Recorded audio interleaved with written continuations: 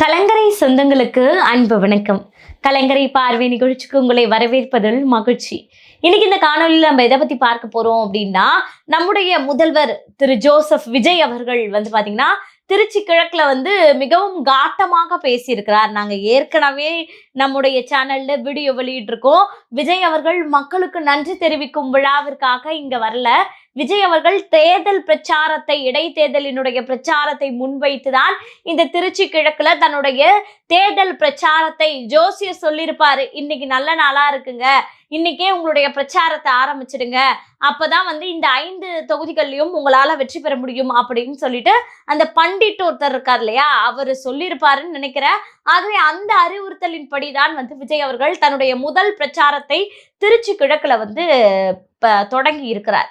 அதாவது பல விஷயங்களை முதல்வர் அவர்கள் எல்லா விஷயத்தையுமே பேசியிருக்கிறார் அப்படின்ற மாதிரி செய்திகள் போயிட்டு இருக்கு. பிளாஸ்டாக வெடிச்சிருக்கார், எல்லாமே கதம் கதம் பண்ணிட்டாரு அப்படின்னு ரஜினி டைலாக் உட்பட விஜய் அவர்கள் தவறாமல் பேசியிருக்கிறார். அதாவது என்னன்னா, விஜய் அவர்களே நீங்க ஒரு விஷயத்தை நன்றி தெரிவிப்பதற்காக வரீங்க. நீங்க ஆரம்ப காலத்துல விஜய் அண்ணா அவர்கள் சொன்ன விஷயங்களை நான் சில விஷயங்களை ஞாபகப்படுத்தணும்னு நினைக்கிறேன். என்னன்னா, எனக்கு கத்தி கத்தி பண்ற அரசியல்லாம் பிடிக்காது அப்படின்னு பேசினாரு எங்க விஜய் அண்ணா. ஆனா இன்னைக்கு கத்தி பேசுறத மட்டுமே வழக்கமா வச்சுக்கிட்டு மேடைகள்லாம் மைக்க பிடிச்சா ஆரம்பத்துல வாய் கத்த ஆரம்பிக்கிறது, முடியும் வரை கத்தி கொண்டுதான் இருக்கிறார் அப்படின்றதையும் அண்ணனுக்கு நினைவுபடுத்தணும் அப்படின்னு நான் விரும்புறேன். அதன் பிறகு பாத்தீங்கன்னா, புகழ்ச்சி பிடிக்காது. அதாவது அவர்களே இவர்களே பூமி தாயின் தவ புதல்வரே அப்படின்னு சொல்லி புகழ்ற விஷயம்லாம் எங்களுக்கு பிடிக்காது அப்படின்னு சொல்லி அண்ணன் நாங்களாம் எதையா இருந்தாலும் நேரடியாக உடைத்து பேசிடுவோம் அப்படின்னு சொன்னாரு. ஆனா இங்க பாத்தீங்கன்னா, நன்றி தெரிவிக்கும் விழா நடத்துனீங்க, சரி, நன்றி யாருக்கு தெரிவிச்சீங்க அப்படின்ற ஒரு கேள்வி எழுது. ஏன்னா விஜய் அவர்களை புகழ்ந்து, அதாவது இன்னாள் அமைச்சர்கள், குறிப்பாக பள்ளி கல்வித்துறை அமைச்சர், அதே போல பாத்தீங்கன்னா திரு புசி ஆனந்த் அவர்கள், அறநிலையத்துறை அமைச்சர் அவர்கள், இப்படி எல்லாருமே மேடை மீது ஏறி அவங்க பேசினது என்னன்னா, மக்களை புகழ்ந்து பேசல, திருச்சி மக்களை புகழ்ந்து பேசல. அவங்க பேசினது என்னன்னா, எப்படி கோட்டையை பிடிச்சாரோ அதே போல திருச்சி கோட்டையிலும் டிவிகேவினுடைய அந்த கட்சியை நிலைநாட்டிட்டாரு. இதுல வேற நம்முடைய அறநிலைத்துறை அமைச்சர் சென்டிமெண்டாலாம் பேசினாரு. என்ன அப்படின்னா, ஸ்ரீரங்கத்துல யாரு ஜெயிக்கிறாங்களோ அவங்கதான் சென்டிமெண்ட் படி அந்த கேண்டிடேட், அந்த கட்சியை சேர்ந்தவங்க தான் முதல்வர் ஆகணும் அப்படின்ற மாதிரியான விஷயங்கள்லாம் சென்டிமெண்டா சொல்லப்படுது. ஸோ ஒரு சாமானியனாக என்னை ஜெயிக்க வைத்து அண்ணன் முதல்வர் ஆயிட்டாரு. அண்ணன் நீங்க என்ன சொல்ல வரீங்க? நீங்க ஜெயிச்சு எம்எல்ஏ ஆனதாலதான் இப்போ உங்க அண்ணன் ஜெயிச்சு முதல்வரா அங்க உட்கார்ந்துருக்காரு, அந்த கிரெடிட் முதல்ல எனக்கு வரணும்னு சொல்ல வரீங்களா என்னன்னு தெரியல. எங்களுக்கு புரியலங்க அண்ணன், நாங்க அப்படிதான் புரிஞ்சுக்கிற மாதிரி இருக்கு. ஆகவே புகழ்ச்சி பிடிக்காதுன்னு சொல்லிட்டு விஜய் அவர்களை மலைக்கோட்டையில் கால் பதித்த முதல்வர் அவர்களே, என்னுடைய உயிருள்ள வரைக்கும் நான் தளபதியின் தொண்டனாக வாழ விரும்புகிறேன் அப்படின்னு சொல்லி மேடை ஏறிய அத்துணை பேரும் பாத்தீங்கன்னா விஜய் அவர்களுக்கு புகழ் மாலை சூட்டி கொண்டிருந்தாரு. விஜய் அவர்களும் மௌனமாக அதை ரசித்து, அதை சிரித்து கொண்டே ரசித்த காட்சிகளை எல்லாமே நம்ம பார்த்திருப்போம். ஆகவே அவர்களே இவர்களே என்று புகழ்ச்சி எனக்கு பிடிக்காது என்று பேசிய விஜய் அண்ணா இன்னைக்கு அந்த புகழ்ச்சிக்கு அடிமையாகி விட்டாரா அப்படின்ற ஒரு கேள்வியும் இருக்கு. அதற்கான பதிலையும் நீங்க அடுத்த மேடையில, ஏன்னா நீங்க இது இப்பதான் முதல் மேடை ஏறி இருக்கீங்க, இதன் பிறகு ஒரு 6 மாதம் கழித்து இடைத்தேர்தல் நெருக்கத்துல அடுத்த இடைத்தேர்தலுக்காக பிரச்சாரத்துக்கு போவீங்கல்ல, அந்த டைம்ல இந்த விஷயத்துக்கான விளக்கத்தையும் கொடுத்துருங்க. அதே போல பாத்தீங்கன்னா, திரு விஜய் அவர்கள் சொல்லக்கூடிய விஷயம் என்ன அப்படின்னா, மீண்டும் நாங்க ஊழலற்ற ஒரு ஆட்சியை தான் உருவாக்குவதற்காக தான் இந்த தமிழ்நாட்டுல நாங்க வந்திருக்கோம். மாற்றம் அப்படின்ட்டு ஒரு மாற்று கட்சியாக தான் மக்கள் எங்களை தேர்ந்தெடுத்திருக்காங்க. கண்டிப்பா மக்கள் மாற்றம் அப்படின்ற ஒரு விஷயத்துக்காக உங்களை தேர்ந்தெடுத்தது வரவேற்கக்கூடியதுதான். நீங்க சொன்னது போல பணத்தையும் தாண்டி, சாதி மதத்தையும் தாண்டி விஜய் அவர்களுக்கு ஓட்டு போட்டு ஒரு மாற்று அரசியலை கொண்டு வந்திருக்காங்க. ஆனா அந்த மக்களுக்கு நீங்கள் இந்த 25 நாட்கள்ல நீங்க செய்த விஷயங்கள் எல்லாம் கொஞ்சம் நினைவுபடுத்தணும் அப்படின்னு நான் நினைக்கிறேங்கண்ண. வேற எதுவுமே சொல்ல வரல. என்ன அப்படின்னா, இந்த ஆட்சி திரு ஜோசப் விஜய் அவர்களின் கட்டுப்பாட்டுல இருக்கா, அல்லது ஒரு மாற்றின் குடும்பம், அதாவது ஆதவர்ஜுனா அவர்கள் ரியல் முதல்வராகவும் திரு ஜோசப் விஜய் அவர்கள் ரீல் முதல்வராகவும் இருக்கிறார் அப்படின்றதுக்கான பல சாட்சிகள் இந்த 25 நாட்கள்லயே வெளிவந்திருக்குங்கண்ண. என்ன அப்படின்னா, முதல்ல அந்த கீர்த்தனா அமைச்சர் ஒருவர் இருக்காங்க இல்லையா, தொழில்துறை அமைச்சர், மாண்புமிகு தொழில்துறை அமைச்சர் கீர்த்தனா அவர்கள், வாங்க எல்லோரும் வாங்க, இங்க எல்லாமே இலவசம் அப்படின்னு சொல்லக்கூடிய வகையில முதலீடுகளை ஈர்த்து கொண்டிருக்கிறாங்க இல்லையா. அதாவது வீடியோக்களை வெளியிட்டு ரீல்ஸ் அமைச்சராக அவங்க வந்து தன்னுடைய வேலையை மிகவும் சுறுசுறுப்பாக செஞ்சுக்கிட்டு இருக்காங்க இல்லையா. அந்த பெண் வந்து பாத்தீங்கன்னா முதலில் சபரீசன் அவர்களினுடைய பெண் நிறுவனத்துல வேலை பார்த்த பெண். அதன் பிறகு அங்கிருந்து அவங்க வந்து வெளியே வந்து வாய்ஸ் ஆஃப் காமன்ல ஆதவர்ஜுனா அவர்களினுடைய வாய்ஸ் ஆஃப் காமன்ல இணைந்து அங்க வேலை பார்த்த ஒரு பெண்ணுக்கு இப்போது நீங்க தொழில்துறை அமைச்சர் என்ற ஒரு பதவியை கொடுத்திருக்கிறீர்கள்னா, அது மட்டுமல்ல குமார் என்ற ஒருவர் இருக்கிறார் இல்லையா, அது ஏஐ தொழில்நுட்ப அமைச்சர். அவருக்கு வந்து பாத்தீங்கன்னா ஏற்கனவே அவர் திமுக ஆட்சியில கேமரா சார்ந்த ஊழல் 300 கோடி ரூபாய்க்கு மேல அவர் ஊழல் பண்ணியிருக்காரு அப்படின்னு சொல்லி அவர் மீது பிளாக் மார்க் இருக்கு. அப்படி இருக்கும் போது அப்படிப்பட்ட ஊழல் நபரை நீங்க வந்து பாத்தீங்கன்னா குறிப்பாக ஏஐ தொழில்நுட்பத்துல வந்து பாத்தீங்கன்னா இவ்வளவு கோடி இன்வெஸ்ட் பண்ணணும், அப்பதான் வந்து இந்த ப்ராஜெக்டை எடுக்க முடியும் அப்படின்னு ஒரு ஒரு அசைன்மெண்ட் உங்களுக்கு கொடுத்தாங்க அப்படின்னா, இல்ல இதை நம்ம கம்மி பண்ணி பண்ணலாம் அப்படின்லாம் உங்களால எந்த ஒரு டிசிஷனும் எடுக்க முடியாது. அலர்ட் பண்ற தொகையை ஒதுக்கக்கூடிய கட்டாயத்துல நீங்க தள்ளப்படுவீங்க. அப்போ ஈஸியாக ஊழல் செய்யக்கூடிய துறையாக அந்த குமார் அவர்களினுடைய கட்டுப்பாட்டுல கொடுத்து வச்சிருக்கீங்க. அந்த குமார் அவர்களையும் இந்த கீர்த்தனா அவர்களையும் அமைச்சராக்கணும் அப்படின்னு சொல்லி திரு ஆதவர்ஜுனா அவர்களின் முயற்சிகள் அமைச்சரானவர்கள் தான் இவர்கள் இருவருமே. அப்ப பாருங்க, தொழில்துறையிலும் நிறைய வருமானம் வரும். ஆகவே அதன் மூலயமாக வந்து பாத்தீங்கன்னா இருக்கக்கூடிய ஊழலையும், இப்படிப்பட்ட ஏஐ மூலயமாக நடக்கக்கூடிய ஊழலையும், விளையாட்டு துறையில நடக்கக்கூடிய ஊழலையும் வந்து பாத்தீங்கன்னா எல்லா ஊழலையும் சேர்ந்து செய்யக்கூடிய வேலையை திரு ஆதவர்ஜுனா அவர்கள் நிஜ முதல்வராக இருந்து இந்த துறையிலெல்லாம் எனக்கு வேண்டியவர்கள், என்னை சார்ந்தவர்கள் வரணும், துறைக்கு அமைச்சர் ஆகணும் அப்படின்னு சொல்லி விரும்பி கேட்டு இவங்க வந்து அந்த பதவியை வாங்கி இருக்கிறாங்க.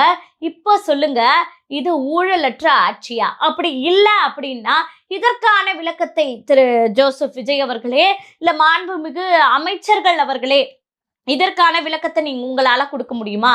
ஏன்னா வந்து மரியாதைக்குரிய முதல்வர் அவர்கள் வந்து புஷி ஆனந்த் அவர்களிடம் சொன்ன வார்த்தை என்னன்னா, நம்முடைய கட்சிக்காக பல ஆண்டுகளாக யார் உழைத்தாங்களோ அவங்களுக்கு அமைச்சர் பதவி கொடுங்க அப்படின்னு சொன்னதாக தகவல்கள் கேள்விப்பட்டோம்.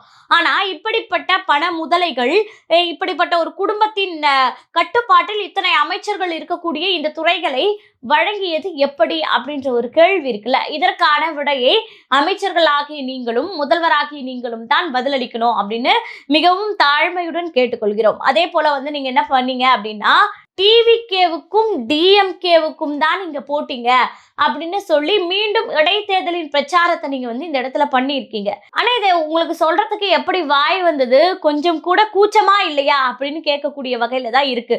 உங்களை விமர்சனம் செய்கிறோம் என்று நீங்க சொல்றீங்க.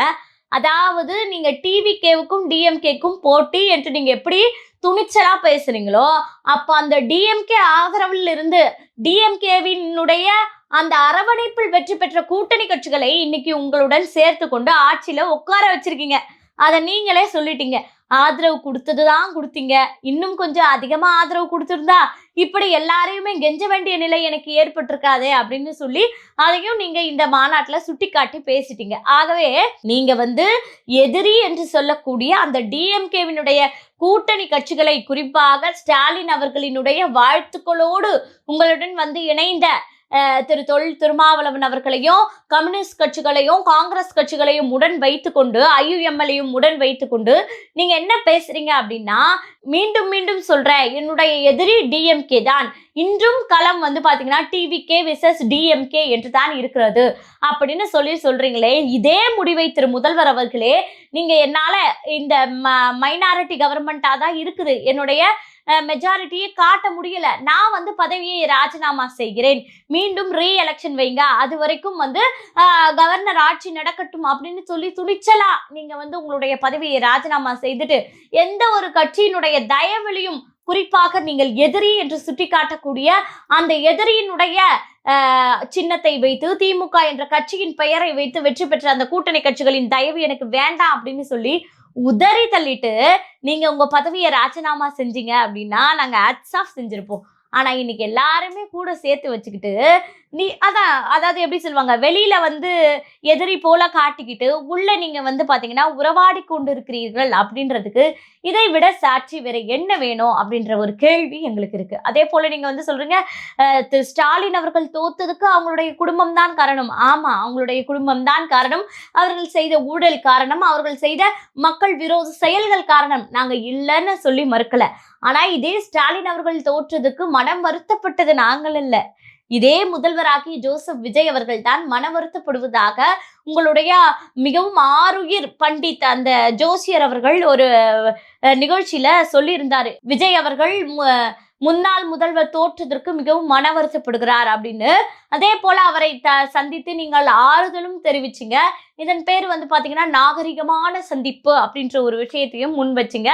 இப்ப இதையெல்லாம் பார்க்கும்போது நீங்க வந்து எதிரி எதிரி எதிரி என்று சுட்டி காட்டிவிட்டு மீண்டும் அவர்களுக்கு ஆதரவு தெரிவிப்பது ஏன் என்ற கேள்வியும் இருக்கு. இதுல கூடுதலா இன்னொரு கேள்வி என்ன அப்படின்னா, திரு மு.க. ஸ்டாலின் அவர்களினுடைய அண்ணன் மகள் உங்களை சந்தித்து உங்களுடைய கட்சியில இணைவதற்காக வந்தாங்க. அதாவது மு.க. அழகிரியினுடைய அவங்களுடைய மகள் வந்து தாவேகாவில் இணைவதற்காக வந்தாங்க. அப்படி இருக்கும்போது அந்த மகளை நீங்கள் சந்திக்காமல், நேரம் கொடுக்காமல் அவர்களை சந்தித்து உங்களுடைய கட்சியில் சேர்த்து கொள்ளாமல் நீங்கள் வந்து ஒதுக்கியதற்கான காரணம் என்ன?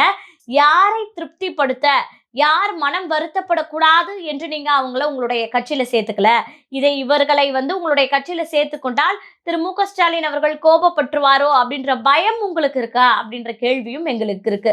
அப்போ வந்து வெளியில் வந்து நீங்க எதிர்ப்பது போல டிவிகே விசஸ் டிஎம்கே அப்படின்ற ஒரு நரேட்டிவை எப்படி இந்த தேர்தல்ல இந்த நரேட்டிவை செட் பண்ணி 108 இடங்கள்ல வெற்றி பெற்றீங்களோ, அதே போல இப்போதும் வந்து பாத்தீங்கன்னா அந்த நரேட்டிவை செட் பண்ணி இந்த 5 இடைத்தேர்தல் தொகுதியிலையும் நம்ம வெற்றி பெற்றலாம் அப்படின்ற ஒரு நம்பிக்கையோடு நீங்கள் செயல்படுவது அப்படின்றது வந்து பாத்தீங்கன்னா மிகவும் அப்பட்டமாக மக்கள் மத்தியில பல கேள்விகளை உண்டு பண்ணுது அப்படின்னு தான் நம்ம பார்க்க வேண்டியதா இருக்கு. அதே போல விவசாயிகளினுடைய நண்பன் அப்படின்றது போல நீங்க உங்களை காமிச்சுக்கிறீங்க. ஆனா நீங்க உங்களுடைய விளையாட்டுத்துறை அமைச்சர் வந்து நேற்று என்ன பேசினாரு அப்படின்னா, விவசாயத்தை விட விளையாட்டுத்துறை மிகவும் கடினமானது அப்படின்ற ஒரு விஷயத்தை பதிவிட்டு இருந்தாரு. அப்போ உண்மையாகவே நீங்கள் வந்து விவசாயிகளின் மீது அக்கறை கொண்டவராக இருந்தீங்கன்னா அவரை கண்டிச்சிருக்கணும். கண்டித்த பிறகு அவர் வந்து முதல்வர் என்னை அழைத்து கண்டித்தாரு, ஆகவே நான் சொன்ன வார்த்தை நான் வேறு விதத்தில் உபயோகித்தேன், அது வேறு விதமாக மாறிவிட்டது, நான் இந்த வார்த்தையை திரும்ப பெற்றுக்கொள்கிறேன் என்று இன்று வரை ஆதவ் அவர்கள் சொல்லலை. ஏன்னா அவர் தானே நிஜ முதல்வர். ஆகையால அந்த வார்த்தையை அவர் வந்து கண்டன மன்னிப்பு வந்து மனதார விவசாயிகளிடம் கேட்கல. அப்படியெல்லாம் இருந்துட்டு நீங்க வந்து அந்த விவசாய கடனை தள்ளுபடி செய்து விட்டேன் நான் வந்த பிறகு அப்படின்னு சொல்றீங்க. அந்த விவசாய கடன்ல நீங்க எப்படி தள்ளுபடி செஞ்சிருக்கீங்க? அதாவது 5 ஏக்கருக்குள் இருக்கக்கூடியவங்களுக்கும் 2.5 ஏக்கருக்குள் இருக்கக்கூடியவங்களுக்கும் வேற வேற டிஃப்ரென்ஸ்ல வந்து பாத்தீங்கன்னா நீங்க வந்து இவங்களுக்கு 50%, இவங்களுக்கு 25% அப்படின்னு சொல்லி பாதி பாதியாக நீங்க தள்ளுபடி செஞ்சிருக்கீங்க. இது குறித்து முழுமையான தகவல் நீங்க தெரிஞ்சுக்கணும்னா திரு பத்திரிகையாளர் மாரிதாஸ் அவர்கள் நீங்க எந்த வகையில இந்த விவசாய தள்ளுபடி அப்படின்ற இதுல விவசாயிகளை ஏமாற்றி இருக்கிறீர்கள் என்பதை புட்டு ஒரு வீடியோல வைத்திருக்கிறார். நிச்சயமாக நம்முடைய பார்வையாளர்கள் அதை போய் பார்த்தீங்கன்னா அதோட உண்மைத்தன்மை நமக்கு தெரிய வரும். ஸோ இப்படியெல்லாம் எந்த ஒரு விஷயம் எடுத்தாலும் மக்கள் வந்து நீங்க செயல்படுத்திய அத்துணை திட்டங்களையும் ஏமாற்றம் அடைந்திருக்காங்க. இந்த 200 யூனிட் இந்த மின்சாரத்தை பற்றி நீங்க குறிப்பிட்டு பேசுனீங்களே, இதே மின்சாரம் வந்து அடிக்கடி துண்டிக்கப்படுதுன்னு எத்தனை மக்கள் இங்க சென்னையில பல இடங்கள்ல தெருக்களில் போராட்டம் நடத்தினாங்க. இதையெல்லாம் நான் இந்த 25 நாட்கள்ல பார்த்தேன். இனி இந்த பிரச்சனைகளை நடக்காமல் நான் பார்த்துக் கொள்கிறேன். மின்சாரத்துறையில என்ன பிரச்சனையோ அதை தீர்த்து வைப்பதற்கு நான் முயற்சிகளை செய்கிறேன் என்று திரு முதல்வர் அவர்கள் சொல்லல. அப்பயும் வந்து பாத்தீங்கன்னா அது ஜெயலலிதா அவர்களால் தான் அந்த 100 யூனிட் வந்து வழங்கப்பட்டது அப்படின்ற மாதிரி உங்களுடைய பெருமையே நீங்கள் சொல்லி கொண்டிருக்கிறீர்களே.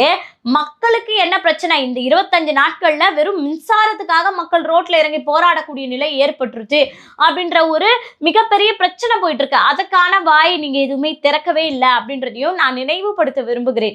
ஆகவே வந்து பாத்தீங்கன்னா இப்படி நீங்க பேசிய விஷயங்கள் எல்லாமே வந்து பாத்தீங்கன்னா இது நன்றி தெரிவிக்கும் விழாவாக இல்லை. இது வந்து முழுக்க வந்து பாத்தீங்கன்னா இடைத்தேர்தல் எப்போ இந்த இடைத்தேர்தல் வரும் அதற்கான பிரச்சாரத்தை ஆரம்பிக்கலாம் அப்படின்ற மாதிரியான ஒரு விஷயமாகத்தான் பார்க்கப்பட்டது. அதே போல குதிரை பேரம் நான் ஏன் பண்ணேன்? நான் குதிரை பேரம் பண்ணல. எனக்கு எதிராக, அதாவது திமுக அதிமுகவுக்கு எதிராக தாவேகா ஆட்சி அமைக்க கூடாது அப்படின்ற நோக்கத்துல இவர்கள் இருவரும் இணைந்து தான் வந்து பாத்தீங்கன்னா ஒரு சதி வேலையை செஞ்சாங்க அப்படின்னு சொன்னீங்களே.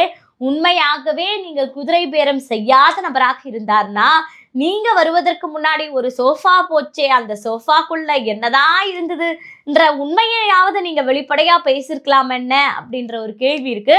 அதே போல வந்து பாத்தீங்கன்னா, நீங்க உண்மையாகவே அதிமுகவை பிளவுபடுத்த உங்களுடைய எண்ணம் கிடையாது அப்படின்ற ஒரு எண்ணம் இருந்திருந்தா நீங்க ஏன் மற்ற அரசியல் கட்சி தலைவர்களை சென்று சந்திக்கும் போது இபிஎஸ் அவர்களை சந்திக்கவில்லை?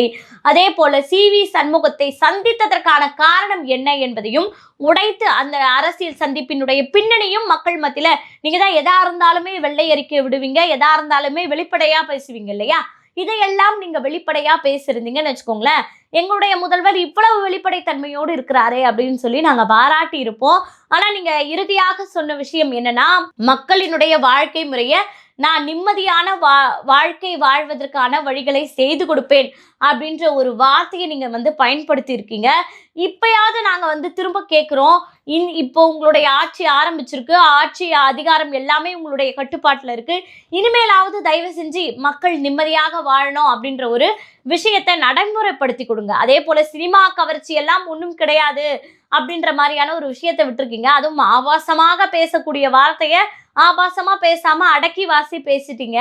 என்ன அப்படின்னா, சினிமா கவர்ச்சினா என்ன கவர்ச்சி அப்படிங்கிற மாதிரியான ஒரு வார்த்தையும் பயன்படுத்தி ஒரு கொச்சையாகவும் இந்த இடத்துல வந்து முதல்வர் அவர்கள் வந்து வெற்றி பெற்றதை பற்றி பெருமை பேசியிருக்கிறார். அதாவது வந்து உண்மையாகவே பார்த்தீங்கன்னா, சினிமா கவர்ச்சி என்ற மோகம்தான் உங்களை வெற்றி பெற வைத்தது அப்படின்றது நிச்சயமா உங்களுக்கே தெரியும். ஏன்னா வந்து விஜய் அலை வீசியது என்றால் பல பேர் கேட்டுட்டாங்க இந்த கேள்வியை, ஏன் 108 இடங்கள்ல மட்டும் வீசுச்சு, மீதி இடங்கள்ல ஏன் இந்த அலை வீசல அப்படின்னு விஜய் அவர்களை நீங்களே வந்து பாத்தீங்கன்னா இந்த மேடையிலே வருத்தப்பட்டுட்டீங்க. அப்ப இந்த வருத்தமும் வெளியில உள்ள இருக்கும்போது பிறகு வந்து இந்த கவர்ச்சி அப்படின்றது விஷயத்தை வைத்துக்கொண்டு நீங்க வந்து இல்ல அப்படின்ற ஒரு விஷயத்தை சொல்றீங்க அப்படின்னா அது வந்து நீங்க முன்னுக்கு பின் முரணாக பேசுகிறீர்கள் அப்படின்னு தான் நம்ம பார்க்க வேண்டியதா இருக்கு. அதே போல வந்து பாத்தீங்கன்னா, இது ஒரு அரசு பொறுப்புல இருக்கீங்க, நீங்க ஒரு தமிழக முதல்வராக இருக்கிறீங்க அப்படின்னா நேற்றைய முன்தினம் வந்து பாத்தீங்கன்னா உங்களுடைய அரசு சார்ந்த அந்த கார்ல வந்து பாத்தீங்கன்னா ஒரு நடிகைக்கு இடம் கொடுத்து அஜித் அவர்களின் தாயார் மரணத்திற்கு கொண்டு சென்றதுக்கான விளக்கம் ஏன் கொடுக்கல அப்படின்னு தெரியல. ஒருவேளை உங்களுக்கு தெரிந்த முகம்தான் வந்து பாத்தீங்கன்னா திருச்சி கிழக்குல நிற்க போகிறாங்க அப்படின்ற ஒரு விஷயத்தையும் திரு விஜய் அவர்கள் பதிவு செய்து விட்டார்.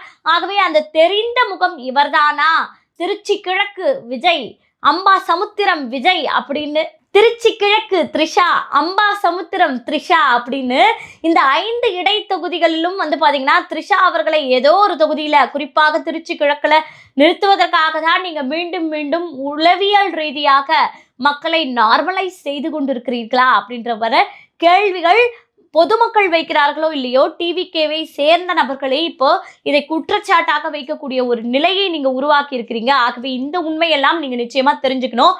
அதே போல ஊழல் செய்ய மாட்டோம் என்று பேசிய விஜய் அவர்களினுடைய ஆட்சியில தான் அதிகமாக ஊழல் செய்த அருண் ஐபிஎஸ் அவர்களை ஊழல் தடுப்பு அதிகாரியாக நியமித்து ரொம்ப ஸ்ட்ராங்கா இருக்க போலீஸ் ஆபீசரை வைத்து நாங்கள் ஊழலை கண்ட்ரோல் பண்ணுவோம்னு ஊழலில் மூழ்கி திளைத்து கொண்டிருக்கக்கூடிய அருண் ஐபிஎஸ் அவர்களுக்கு அந்த ஊழல் தடுப்பு துறையே கொடுத்து நீங்க வந்து சாதனை படைத்திருக்கீங்க. அதை தான் நீங்களே உங்களுக்கு புகழாரம் சூட்டிக் கொள்கிறீர்களா அப்படின்ற ஒரு கேள்வியும் இருக்கு.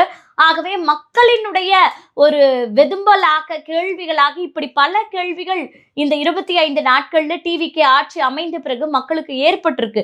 இதுக்கெல்லாம் அடுத்த கூட்டத்துல அடுத்த இடைத்தேர்தல் பிரச்சாரத்துல விஜயண்ணன் அவர்கள் பதில் கொடுத்தார் அப்படின்னா நிச்சயமா வந்து நல்லா இருக்கும் அப்படின்னு தான் நாங்க நினைக்கிறோம். எப்படி வந்து எல்லாத்துக்குமே நாங்க வெள்ளை அறிக்கை ரெடி பண்ணிடுறோம் அப்படின்னு சொல்றீங்களோ, இந்த மாதிரி மக்களுடைய பிரச்சனைகளுக்கான கேள்விகளுக்கும் பதிலை ஒரு வெள்ளை அறிக்கையாவது நீங்க வெளியிடுங்க அப்படின்ற மாதிரியான ஒரு விஷயத்தை தான் முன்வைக்க வேண்டியதா இருக்கு. ஆகவே இது முழுக்க முழுக்க செஞ்சது ஒரு தேர்தல் பிரச்சாரமாக தான் பார்க்கப்படுதே தவிர மக்களை பயன்படுத்தி அடுத்த தேர்தலையும் எனக்கு தான் நீங்க ஓட்டு போடணும் அப்படின்னு மக்களுக்கு அன்பு கட்டளை நீங்க வைத்ததாக தான் இந்த விஷயத்தை நம்மளால முழுமையா பார்க்க முடியுது. ஆகவே வந்து பாத்தீங்கன்னா மக்களே, இனிமேலாவது விழிப்புணர்வு நமக்கு வேணும். அதாவது இத்தனை நாட்கள் நடந்த இத்தனை பிரச்சனைகள் ஆட்சியின் மீது வைக்கப்பட்டிருக்கு, இதெல்லாம் நடக்குது, இதெல்லாம் ஏன் பண்றீங்க, இதெல்லாம் எப்ப மாத்த போறீங்க அப்படின்னு சொல்லி ஒரு அடிப்படை வசதி, குறிப்பா மின்சாரம், குடிநீர் இப்படின்னு சில பிரச்சனைகளுக்கெல்லாம் வந்து பாத்தீங்கன்னா போராட்டம் செய்யக்கூடிய நிலை எங்களுக்கு கிடைக்கலன்னு மக்கள் போராடுற விஷயங்கள் எல்லாம் வந்து மக்கள் முன்னெடுக்கிறாங்க. அப்ப இதையெல்லாம் பார்த்து குறிப்பாக அந்த சிங்கப்பெண் படை கூட வந்து பாத்தீங்கன்னா அடுத்த வாரம் தொடங்கி வைக்கிறேன் அப்படின்னாரு. ஆனா இத்தனை பாலியல் வன்கொடுமைகள் நடந்திருக்கு. இதே விஜய் அவர்கள் மேடையில பேசும்போது அறிவில்லாத முதல்வர், அவருடைய ஆட்சியில தான் இப்படியெல்லாம் நடக்கும் சொன்னாரு. ஆனா இன்னைக்கு உங்களுடைய ஆட்சியிலும் அதே அவல நிலை தானே நீடிக்குது. அப்ப ஆட்சி மாறினாலும் காட்சி மாறல அப்படின்ற மக்களுடைய இந்த கேள்விகளுக்கு எல்லாம் நீங்க எப்போது பதில் சொல்ல போறீங்க? இப்ப குறிப்பாக உங்களுடைய ரசிகர்களே வந்து பாத்தீங்கன்னா ஹேட் விஜய் த்ரிஷா ரிலேஷன்ஷிப் அப்படின்ற ஒரு ஹேஷ்டேகை சமூக வலைத்தளங்களில் ட்ரெண்டாக பரவி கொண்டிருக்கிறார்கள். பல உங்களை ரசிக்கக்கூடிய, உங்களை முதல்வராக்கிய பல பேர் இன்னைக்கு வந்து விஜய் அவர்கள் இப்படி செய்வார் நாங்க நினைக்கல அப்படின்ற ஒரு கருத்துக்களையும் முன்வைக்கிறாங்க. ஸோ இப்படியெல்லாம் உங்களை சுற்றி பல விமர்சனங்கள், பல கேள்விகள் இருக்கு. அதற்கெல்லாம் விரைவில் நீங்கள் பதில் கொடுக்கணும் அப்படின்றது எங்களுடைய வேண்டுகோள். தொடர்ந்து பேசுவோம். நன்றி.